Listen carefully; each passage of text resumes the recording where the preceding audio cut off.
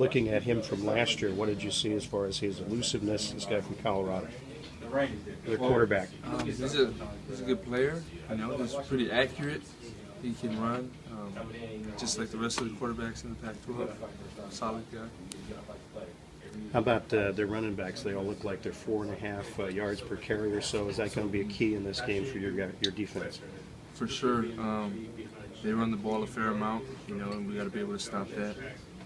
They got some speedy backs, you know, jumpy guys, and they can hit us downhill. So regardless, we got to stop the run first, as always, and then defend the pass.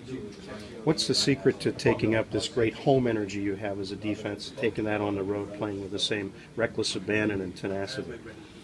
Well, we're all we got, you know, on the road, and we need to support each other and just like keep that excitement and energy kind of recreated on the field. We like, you know, our coaches call it verbal combat, where we're like getting after each other, or you know, trying to push each other verbally on the field to accomplish, you know, this next series or whatever it is.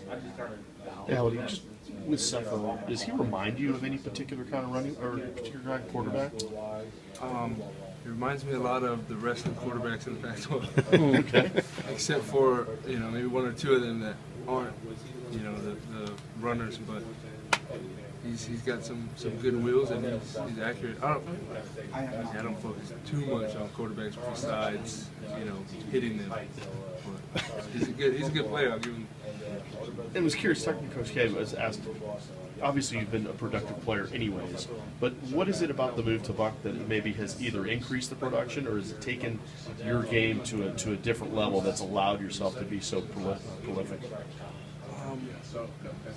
Well, I think played 4i last year, you know, for at least half of the season. You got a 2-gap and play run first, and then, you know, react to the pass, and it's kind of an awkward position to get to a pass rushing edge.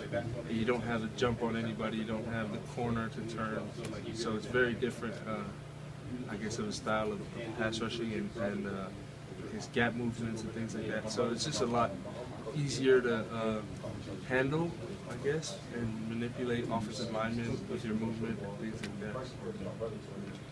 What have you seen different from Andrew Hudson this year, just the way he approaches the game? Man, he's just been out on fire since the fall camp. Actually, even in spring, he's a different guy. He sets the edge really hard, and he has a really good pass rush. And what I was saying about 4i, it's hard to pass rush out of 4i. That's probably what he's best at. And like, he's gotten a few sacks this year off of things like that. Shoot effort was always great for him, and yeah, he's just a lot smarter, you know, football IQ. What do you remember about the game 2 years ago in Boulder? Just the altitude and dealing I was with home. That. Oh, you were? That's right. Bum knee. Yeah, That's back right. then. But I was watching. It was amazing. I remember Kevin Smith, I think, tossed the ball back inbounds. Yeah, on the punt. Yeah. Yeah, that was cool. Got a turnover. Right? Was it a turnover? Or I think so. Yeah. yep.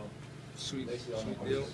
Have you heard? I mean, yeah. I mean, maybe have you ever played at altitude like that before? I don't think so. Not in college. I've been in that type of altitudes.